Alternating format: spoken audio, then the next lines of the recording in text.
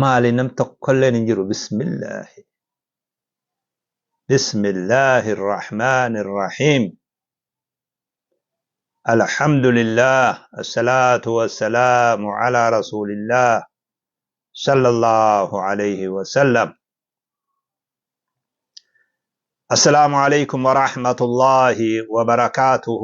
حواس خينيا كم جرتن نغيا فيادا كم جرتن بغا نغيا ناجراتن ربي رحمة ساخيسا اسن هاجراتشس تخني ربي اسن وجه هاجرات بوبان تيسن نغيا قلتي نغيا جرون نغيا جريني نغيا ربي اسن هاتاسو إن شاء الله حواس خيا كم جرتن نغيا فيادا بغا نغيا ناجراتن جيتشو بربادا yeroo magaa takka yoo ta'e malee adda faffagaachaa dhufnelleedha. Rabbi subhaanahu wa ta'aalaa dachii tana keessa gabrootansaa dachii keessa facaase namuu rizqii isaa barbaada biyya keessa adda faca'e bahaa fi dhiha kaabaa fi kaaba waan dur abboonni keenya takkaa matatti yaadin akhaakiyyoonni keenya takkaa yaadin namni biyya takkarraa bahee bahar cehee jaani waanuma akka hajjiitii fi waan takka yoo ta'e malee namni biyyarraa biyyatti dabruun akka naggadatti illee abboonni keenya waa takkarraan beekanii beeku. Har'aa san bira dabarree jirumaa fi jireenya fuu biyyatti adda faffagaannee adda facaanee subhaanallah waan nami takkaa qalbitti yaadin warrumti amma jiruu tana jiraachaa jirulleen waan takkaa yaadin waan akkasii rabbiin subhaanallah oofee itti nu fide. Alhamdulillahi rabbil aalamiin. Ani waan isinii kadhadhu rabbirraa rabbiin bakka jirtan hundatti rabbi isin haa tiisu, rabbi dallawaa isaa isinitti haa jaaru. Tiifamaan al-macsuumu man casamahu Allahu jedhan nabiin keenya sallallahu alayhi wa sallam.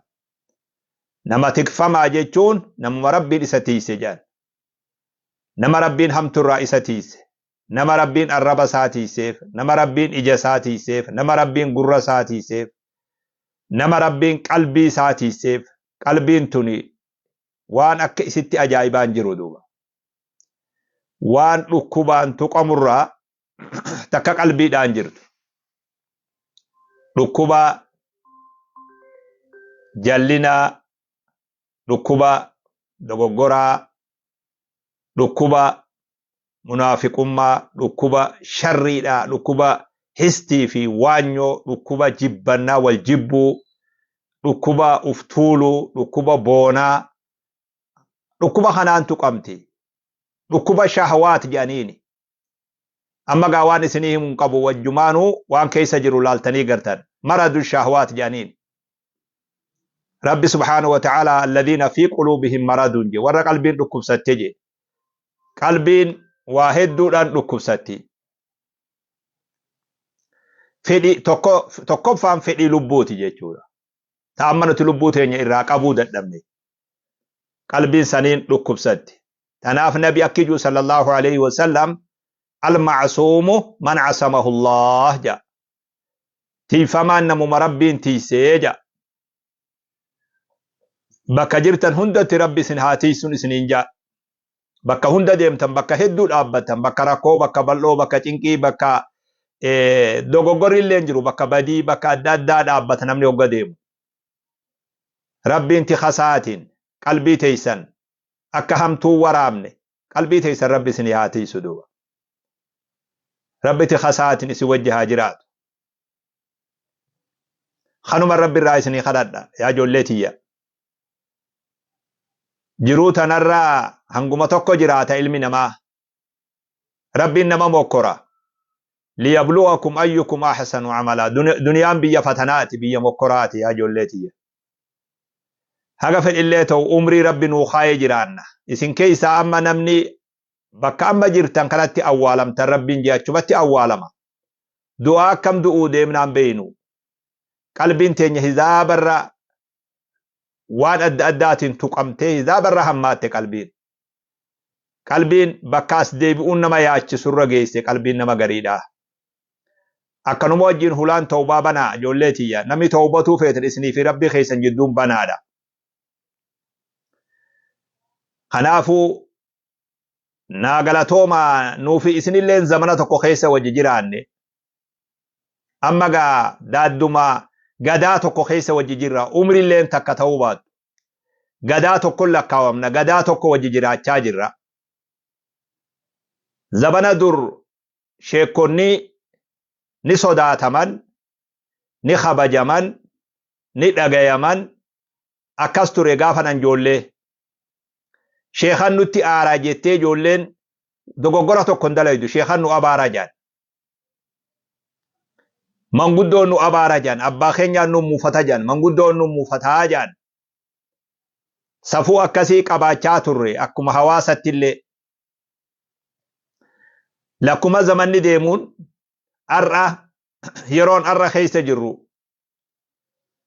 waan namni arra ju'u waan akka itti laalu akka namni itti laalu akka inni yoo wanni akkanaa isaa dhuftillee akka inni ju'u hanaree waa isinittin himu. Arra gatiin manguddoo akkamiin laalamti, gatiin sheekaa akkamiin laalamti. Kana waa isinittin himu akka jiru namuu ni beeytan qalbii teessan keessatti illee jechuudha. Nuti arra gadaa tokko wajji jirra ilmaan keenya isin. Namoonni gariin daaddaa keenyallee haa ta'anii irra hedduun dargaggeessaa fi shamarran ilmaan keenya. Gariin akaakoo taanaaf.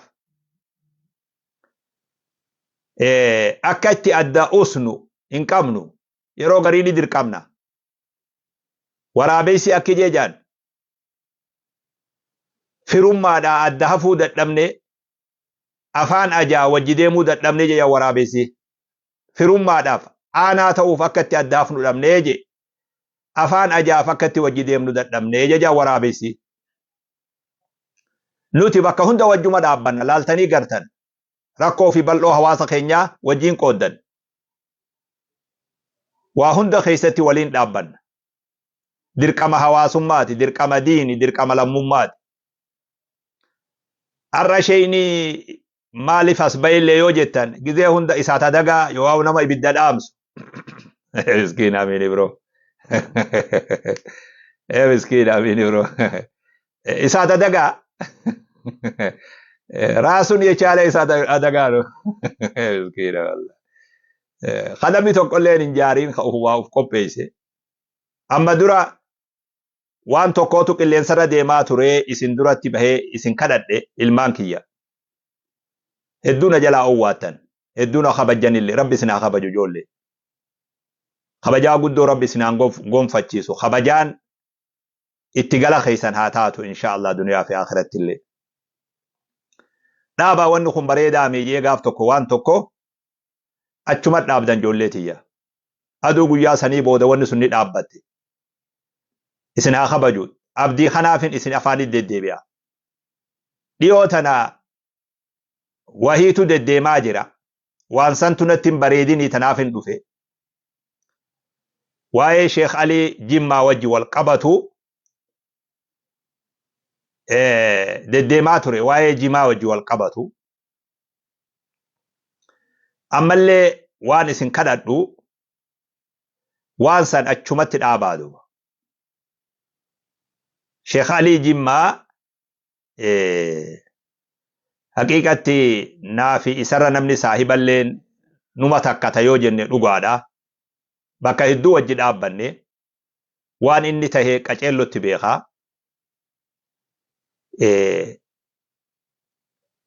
Kanaafuu isii san asuman naa dhaaba. Lafa jalaan warra sheekotaa ka biyya keessa jiru karaa duubaatiin dubbiseen jira hunda isaaniitu. Isin ijoolleen tiyyataa ayyar hayliin miskiina wallahi warri ayyar hayliidha aduu har'aa booda waa'ee san hin deebisin aduu. Maaliifin isin hin jaani beeytanii? namoota keessa namaatu jira nama dubbii namaa fokkisu isin amma haasawa keessa nama hammeessu jira nama fuudhee gama biroo dhiibu jira gama biroo oofutu jira haasawni xiqqaan kun haasawni amma eegalamu kun odoo wal jalaa butan bakka lamatti adda nama qooda tuuta takka taa Sheekh Ali deeggartu tuuta takka taa gamana deeggartu akkana nama godha hawaasuma tokkicha kana hoggaa akkana ta'e namni qalbiin namallee ni booroyti zanniin namallee ni baddi waa hedduutu bada isinin kadhadha akkuma dhiyoo tanatti isin kadhadhetti guyyaan har'aan isinitti haasawu kana booda waa'ee Sheekh Ali san hin kaasinaa duuba namni duniyaa tanarra jiru namuu yaada qaba namuu ilaalcha qaba ijoollee teenya gariin keessan biyya dimokiraasii jirtanii mi yookiin yaa gariin keessan yaadni nama tokko kabajamaadhaa beeki namuu yaada qaba maaliif akkan ayyaadutti yaadini maaliif akkan allaalutti laalini jechuun zamana keenya har'aa kana keessatti waan fakkaatatii miti beeka namuu yaada hedduu keessummeessuudha zamana har'aa wanni jiru yaada hedduu keessummeessinee wajji deemna kanaafuu ani har'aa manguddoodha magantaadha warra ibidda dhaamsu dhiiras tahee dubartis tahee namni hawaasa keenya taatan waa'ee san har'a booda naa dhaabaa achumatti naa dhiisaa duuba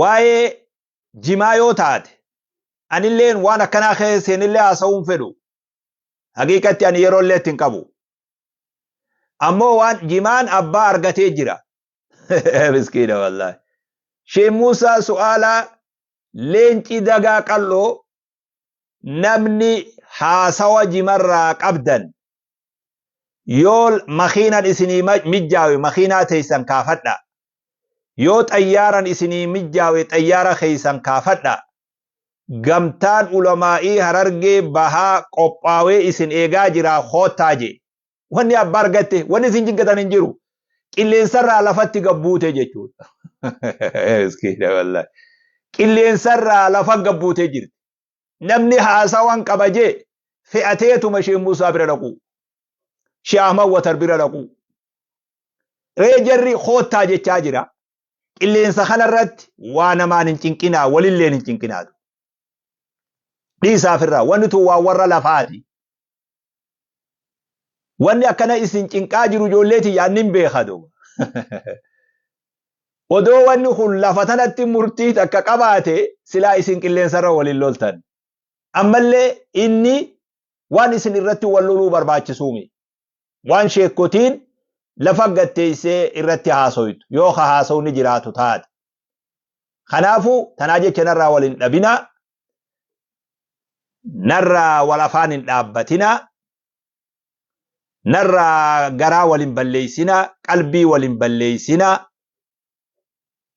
aniin har'a isinitti haasawaa jiru kunilleen yeroo takka takka mucucaatuun numa malaa beeki numa mucucaata fardi colleen yeroo takka takka ni gufataa jedhan farduma collee nagaan gulufu kanaatu garmaamuu yeroo takka takka gufataa jedhan guyyuma sanii yoo nuti akkana kafagaannu taate nuti ree akkamittiin isin abdadhaa uree akkamitti isin amanaa uduwa egaa akkamii wal abdata namni akkamii wal amanaa uree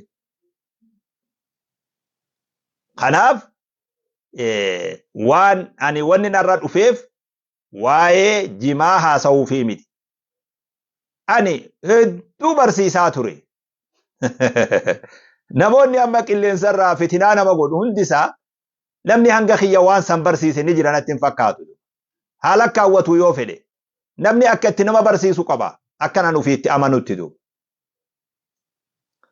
kana haasa'uudhaam yaani kana ajandallee godhachuun fedhu nama tokkollee asirratti deeggarullee barbaadu ammoo dubbiin dhiyoo tana sababaa Sheekh Aliitiin kaatetuun booddee isinatti hin bareenne asumannaa dhaabaa isin tawaa'ee sanii unoo Sheekh Muusaa faan qoma dhawatanii feetan fardaan feetan makiinaan feetan xayyaaraan nuti musta'iddii qophooynee jirraa jaan خلاص رمتي جرتي أبا تكيتا خي مرتي قبجتشو يو وان هاسويتو قبات ودبين لفا قبوتي جرتي ورانا لفو برباد دي ملي أير هيلين برباد مسكينة والله خنافو جوليتي يانغل رلي ديراتشون بربادو ربي سني خدت دا ربي سن هاتيسو الرب خيسن للي ربي سني ها ايغو وهندا وانت خبر باچسو ربي سني هاتيسو ماتين سن هاتيسو ربي سبحانه وتعالى ركو چنقي دنيا هندا خيسا ربي سن ها باسو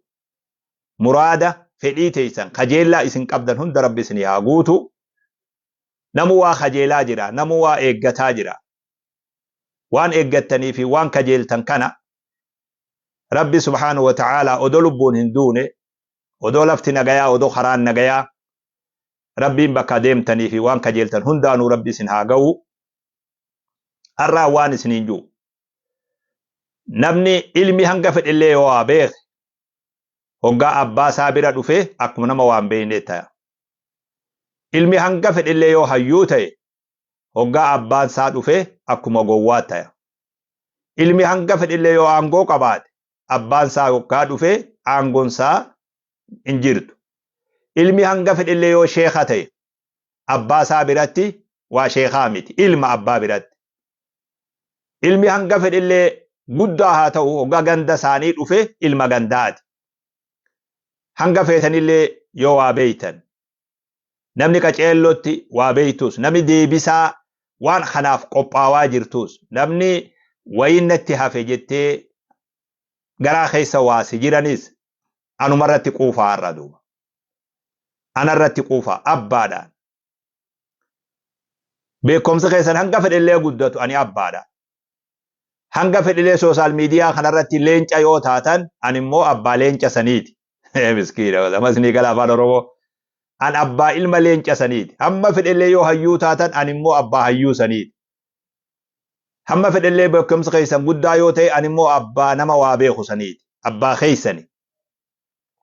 Kanaafuu bishaan irrannaa dhugaa ajandaa kana waan birootti jirjiiraa guyyuu ajandaan nuu bahaa oolu koon bareedaadhaami. Namtichaa tasbii fuudhee harka qabatee tuun kunnaan tuun kunoo tuun kunnaan tuun kunoo tuun kunnaan tuun kunoo tuun kunnaan tuun kunoo jee tasbii waa edda dhaabbatti.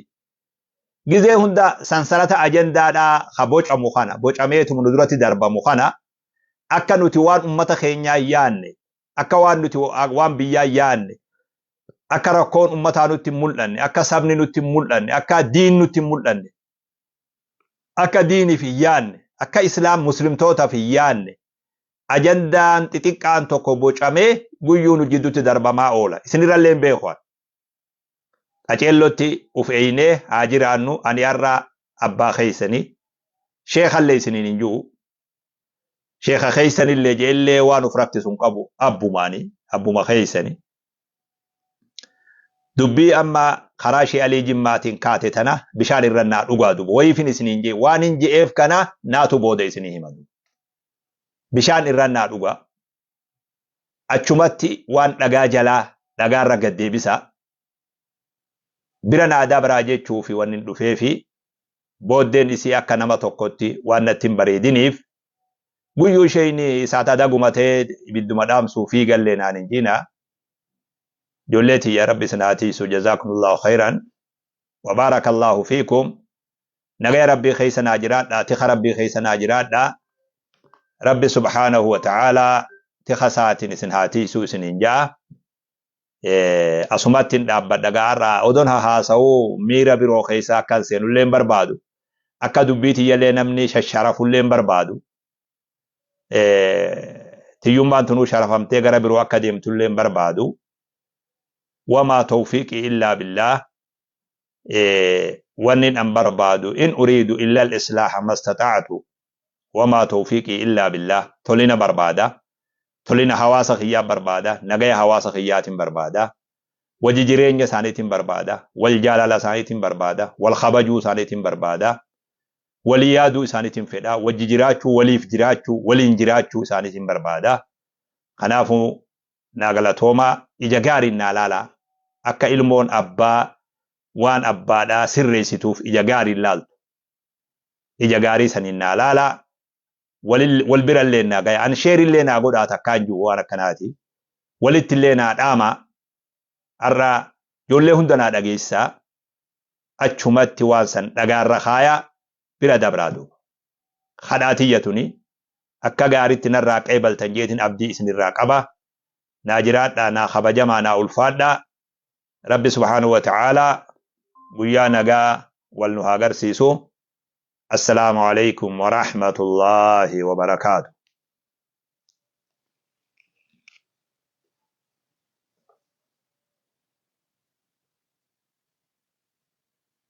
ألا توما جزاكم الله خيرا